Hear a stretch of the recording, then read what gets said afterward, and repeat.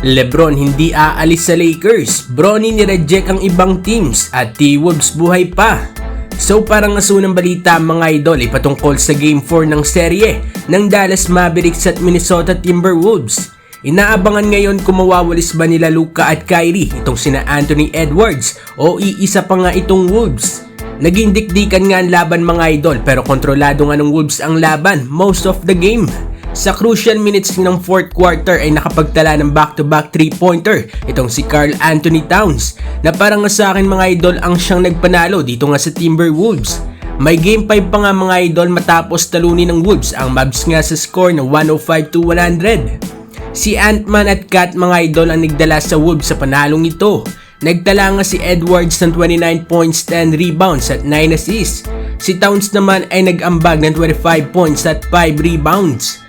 Babalik nga ang laban sa bahay ng Wolves para sa Game 5. Tatapusin na nga kaya ng Mavs mga idol o iisa pa ngang ulit ang Wolves para makapwersa ng Game 6. At para naman sa sunod na balita ay patungkol kay Bronny James. Bilang anak nga ng tinuturing na greatest of all time ay malaki nga ang pressure ng mga basketball fans dito nga kay Bronny James. Kahit nga na nagkaroon ng heart attack ay mukhang maayos na nga ang lagay ni Bronny at sasabak na sa NBA draft. Sa naganap na draft combine nakaraan ay marami ang bumilib kay Bronny at marami nga rin syempre ang bumatikos.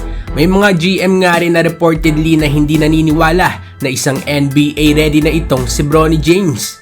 Pero ayon nga sa report mga idol ay merong 10 NBA teams ang nag-invite nga dito kay Bronny para nga sa isang workout.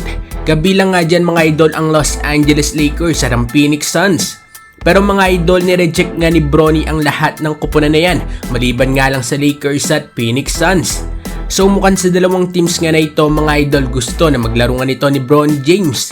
At ayon nga sa report ay handa nga daw gamitin ng Phoenix Suns ang kanilang first round draft pick para nga lang dito kay Bronny James. Ano masasabi ninyo dito mga idol?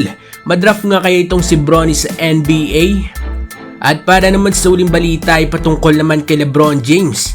Nakaraan nga lang ay official na sinabi ng agent niya na si LeBron ay papasok sa free agency. Kaya naman ay kaliwat kanan na naman ang rumors sa mga possible teams na lipatan ni LeBron. Pero ayon nga sa former teammate ni LeBron na si Haslem ay imposibleng nga raw ito. Mas may chance ka pa nga daw na maka-wrestling ang isang alligator kumpara nga sa maalis si LeBron sa LA. Hindi nga daw aalis basta-basta si LeBron at pupunta ng ibang kupunan. Anong masasabi ninyo dito mga idol?